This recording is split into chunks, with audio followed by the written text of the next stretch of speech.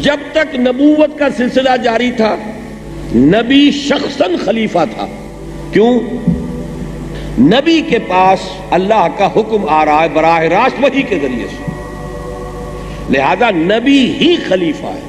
یہی معاملہ ہے. اب سمجھ لیجئے خود حضور کی زندگی میں لفظ خلیفہ کیوں استعمال نہیں ہوا؟ اس لیے کہ حضور خود خلیفہ تھے صلی اللہ علیہ وسلم. آپ نبی تھے، نبی ہونے کی حیثیت سے ذاتی طور پر خلیفہ ہیں. البتہ جب نبی اکرم صلی اللہ علیہ وسلم پر نبوت کا سلسلہ اختتام کو پہنچ گیا، اب شخصی خلافت ختم.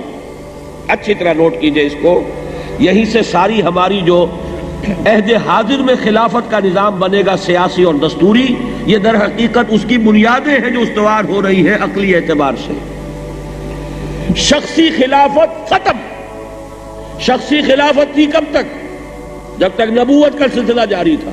براہ راست کمیونیکیشن ہے نبی اور اللہ کے مابین، لہذا اللہ کا خلیفہ نبی ہے. جب نبوت ختم، وہ وائرلیس سسٹم ختم، وحی کی کھڑکی بند، اب خلافت اجتماعی ہو گئی. یہی وجہ ہے کہ اس آیت میں اب جمع کا صیغہ آیا، وعد اللہ الذین آمنوا منکم وعملوا الصالحات لیستخلفنہم فی الارض. اب خلافت اجتماعی ہے. انفرادی خلافت کا زمانہ گزر گیا. کوئی شخص کلیم نہیں کر سکتا انفرادی خلافت کا حق. یہ اجتماعی خلافت ہے مسلمانوں کی اجتماعی خلافت. ایک دوسرے اعتبار سے نوٹ کیجئے، ایک جو ارتقائی عمل جاری تھا انسان کا تمدنی، کبھی انسان غاروں میں رہتا تھا، کوئی اجتماعی نظام تھا ہی نہیں. پھر قبیلے کا نظام آیا، چیف آف دی ٹرائب، قبیلے کا سردار. اب قبیلے کا سردار دو طرح کا ہو سکتا ہے، ایک وہ جو سرکش ہے، باغی ہے، کافر ہے، ایک وہ جو خود اللہ کا مطیع ہے. وہ سردار کسی قبیلے کا جو اللہ کا مطیع فرمان ہے، وہ حقیقت میں خلیفہ ہے. کہنے کو آپ کہیں گے کہ یہ چیف آف دی ٹرائب ہے، لیکن حقیقت میں خلیفہ ہے، اس لیے کہ وہ تو خود اللہ کا حکم مان رہا ہے، اللہ کا حکم نافذ کر رہا ہے. آگے چل کر آ گیا ملوکیت کا دور، بادشاہت کا دور. یہاں پر بھی جو بادشاہ حاکمیت کا مدعی ہے، وہ فرعون ہو، نمرود ہو، وہ گویا خدائی کا دعوے دار ہے، باغی ہے. اور جو بادشاہ خود اللہ کا مطیع فرمان، اللہ کا قانون نافذ کرے، وہ خلیفہ ہے، جیسے کہ حضرت داؤد، حضرت سلیمان. کہ اس کے بعد ایک تبدیلی آئی ہے. آج انسان کا تصور ہے پاپولر سوورنٹی کا. اسی کے حوالے سے اس کے مقابلے میں تصور آئے گا پاپولر وائسگرنسی کا. کسی ملک کے عوام اگر حاکمیت کے مدعی ہے تو وہ باغی ہے، اللہ کے کفر اور شرک کا ارتکاب کر رہے ہیں.